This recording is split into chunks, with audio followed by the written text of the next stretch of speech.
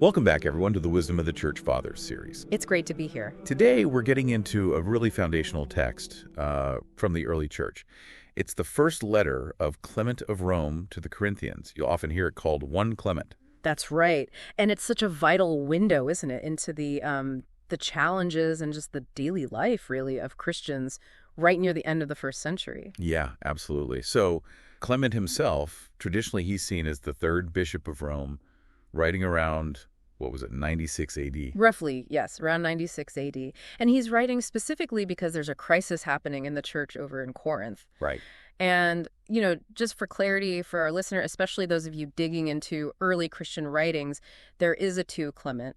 But it's important to know it's actually a sermon. Mm-hmm. Very different style, probably a different author, too. Fair point. Some scholars even float the idea that maybe 1 Clement wasn't Clement himself, but maybe an anonymous presbyter, an elder writing from Rome. Interesting. But regardless of who exactly penned it, the situation it addresses, that's really key for understanding its impact. Right. Especially for us, thinking theologically today. Absolutely. Clement jumps right in, talking about this detestable and unholy sedition. Strong words. Very strong. He's talking about serious disputes that had basically shattered their unity. And he's worried because it was wrecking their reputation, which apparently used to be stellar. Yeah, it's a really stark reminder, isn't it, that internal conflict can be, devastating for any community, the church included. And the contrast he draws is striking. He actually starts by reminding them of how good things used to be. He praises their most virtuous and steadfast faith, their sober and forbearing piety, their hospitality, which was apparently famous, and their perfect and sound knowledge. So they had a really strong foundation by the sounds of it. Exactly. He paints this picture of a community that was, doing things right. They obeyed rulers, respected elders, guided the young. He even mentions the women, their virtuous conduct. It sounds almost idyllic. It does, which makes the sudden crash even more, alarming. Clement says it all boils down to a few headstrong and self-willed persons. Just a few. That's what he says, sparking this madness, this disunity. It really makes you wonder, how can a seemingly healthy community unravel so quickly because of just a handful of people? It's a sobering thought. Okay, so let's unpack that. What does Clement say is really fueling this madness? What's the root cause here? He's very direct about it. He points squarely at jealousy and envy. Those are the culprits. Jealousy and envy. Yes. And he doesn't just state it. He builds this case using example after example from the Hebrew scriptures. It's like he's saying, look, folks, this isn't new. We've seen this movie before. That's a smart approach. Kind of grounds the problem historically. So what examples does he pull out? Oh, he starts right at the beginning. Cain and Abel, the first murder, driven by jealousy, according to Clement. Wow. Right. Straight to Genesis. Then he lists others. Jacob having to flee from Esau, Joseph being sold off by his envious brothers, Moses fleeing Egypt after that countryman questioned him, out of jealousy. You can see the pattern. Jealousy just breaks things. Relationships, families. Communities, exactly. And he keeps going. Aaron and Miriam grumbling about Moses, Dathan and Abram's rebellion, King Saul's constant jealous pursuit of David. So it's a recurring theme throughout Israel's history. He's really hammering this point home. He is. He's showing how this corrosive force works again and again. It starts personally, but the fallout is huge, affecting everyone. But he connected to their time, too, right? Not just ancient history. Precisely. He shifts to those champions who live near to our time. Oh. He's talking about the apostles, specifically Peter and Paul, the greatest and most righteous pillars, he calls them. Peter and Paul, what does he say about them? He states flat out that their suffering, their martyrdoms, were ultimately caused by unrighteous jealousy and strife. He lists Paul's trials, bonds, exile, stoning, preaching everywhere, then martyrdom in Rome. Peter's labors too. So even the absolute giants of the faith weren't immune. Yeah. That adds serious weight. It really does. And he broadens it again, mentioning women who endured terrible insults and cruelty for their faith, also victims of jealousy. Then he makes this big statement. Jealousy splits up marriages, topples cities, uproots whole nations. A really stark warning about where this path leads. Yeah. Okay, so he diagnoses the problem. Jealousy and envy running rampant. What's the cure? What's Clement's prescription for Corinth? His solution is built on 2 pillars. Repentance and obedience. Okay. He tells them, point blank, to ditch the idle and vain thoughts and get back in line with the glorious and venerable rule they'd received. You know, the apostolic teaching, the core tradition. And repentance is central to that, isn't it? More than just feeling bad. Oh, absolutely. It's a genuine turning away, turning from the division, turning back to God, back to each other. And again, he uses scripture to show it works. Right. He brings up Noah preaching repentance, saving those who listened, and Jonah and the Ninevites. Even they, pagans, were pardoned when they repented. It's a message of hope, really. It's not too late. So God's ready to forgive if the heart changes. Definitely. Clement quotes the Holy Spirit through the prophets, even God's own words from Ezekiel and Isaiah, saying God desires repentance, not death. He wants to forgive even serious sins if they just turn back. Repentance is kind of like responding to God's open invitation. Okay, so repentance is that turning back. How does obedience fit in? They're linked. Repentance leads to obedience, doing God's will. And he gives positive examples here, people who found favor through obedience. Like who? Enoch, who was taken up by God. Noah, building the ark faithfully. Abraham, leaving his home, willing to offer Isaac. Lot, saved because of his hospitality and righteousness, unlike his wife, who looked back. Right, the disobedient one. These are all models of how obedience leads to blessing. Even someone maybe less obvious, like Rahab. Does he mention her? He does. Rahab the harlot, saved, Clement says, by faith and hospitality, hiding the spies. He even sees the scarlet thread she hung out as a symbol, a foreshadowing of Christ's blood. Wow. So it doesn't matter who you are, faith and obedience are what count. Exactly. He's challenging any narrow view. It's about responding to God. So the message is, you've strayed because of jealousy, but the way back is clear. Repent sincerely, obey God's commands. That's the core of it. And this naturally leads him to talk about what a healthy Christian community should look like, the qualities they need to cultivate instead of envy and division. Okay, so what are those essential qualities according to Clement? Two big ones jump out. Humility and peace. Humility and peace. He really pushes for lowliness of mind, tells them to ditch the arrogance, the conceit, the folly, the anger. He even quotes Paul back at them, boast in the Lord, not yourselves. It's a direct hit against those headstrong people he mentioned. Yeah, a clear contrast to the pride causing the problems. Absolutely. And the ultimate example of humility, Christ himself. Clement quotes that famous passage from Isaiah 53, talking about Christ having no outward glory, his suffering. That's the standard. Powerful. The foundation of their whole faith is humility. Right. And he backs it up with Old Testament figures, too. Abraham calling himself dust and ashes, Job admitting his flaws, Moses being reluctant, saying he couldn't speak well, calling himself smoke from the pot. Huh. Smoke from the pot. I like that. And David. Clement quotes a lot from Psalm 51, David's prayer of repentance, showing his deep awareness of sin and dependence on God. These are leaders, but they knew humility. So even the greats recognized their need for God. Okay, that's humility. What about peace?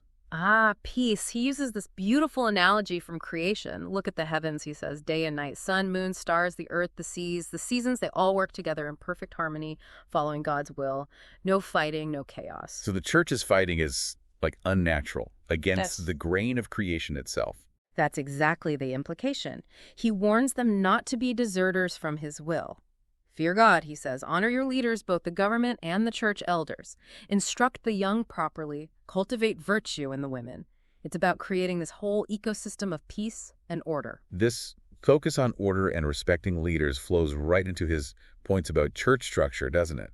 How he sees authority. It does, very smoothly. He stresses order in everything, including worship. He points back to the Old Testament temple system, high priest, priests, Levites, each with their specific job.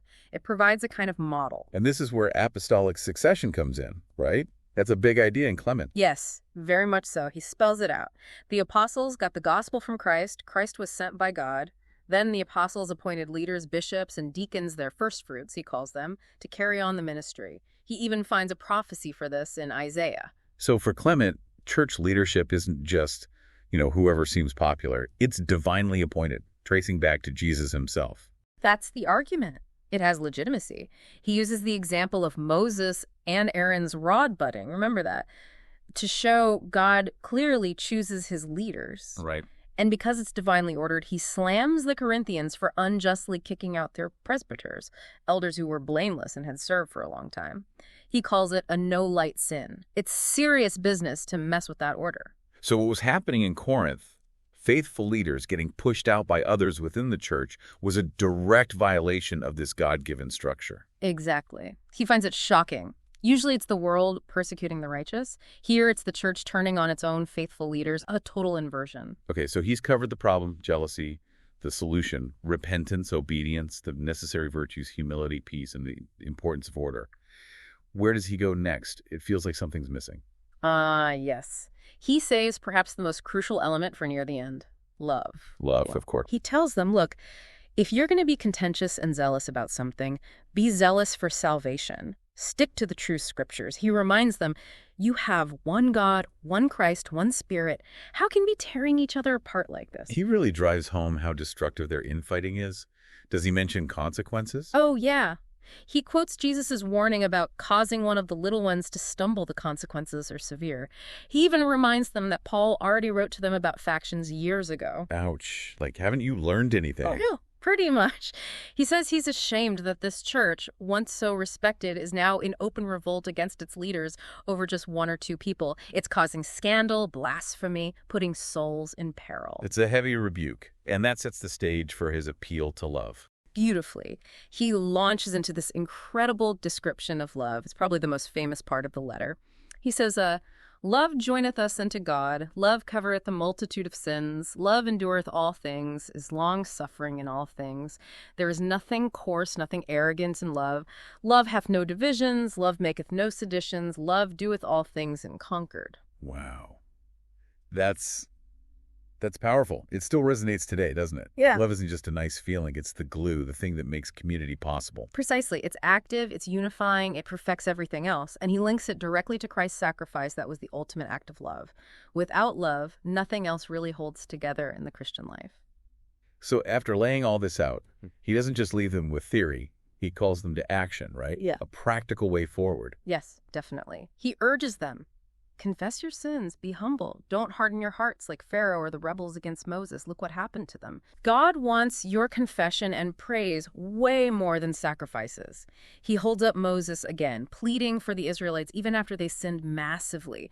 That's the kind of noble, self-sacrificing love needed. And he challenges the troublemakers directly. He does. He basically says, if you're causing this division, maybe you need to step aside for the peace of the flock. Be willing to sacrifice your position, even leave if necessary. That's a radical call. It is. And he gives examples of people who did sacrifice themselves for others. Pagan kings during plagues, people ransoming captives, Judith, Esther, people who put the community first. So self-sacrifice is part of the solution. A big part. He also tells them to pray for those who've gone wrong, and to accept correction, chastisement as a sign of God's love, quoting Proverbs and Job on that. So correction isn't punishment for punishment's sake, but for restoration. Exactly. His final plea is, submit to the presbyters, accept the correction, repent. He warns them, using wisdom from Proverbs, about the dire end awaiting those who refuse correction. But he ends on a note of hope. Yes. He expresses confidence that if they obey God's commands, they will be saved through Jesus Christ. And he finishes with this beautiful, comprehensive prayer for the whole church, asking God for faith, fear, peace, patience, unity, concord, guidance for their leaders. Everything they need. What a journey. Clement's letter really gives us, as theological students today, so much to chew on.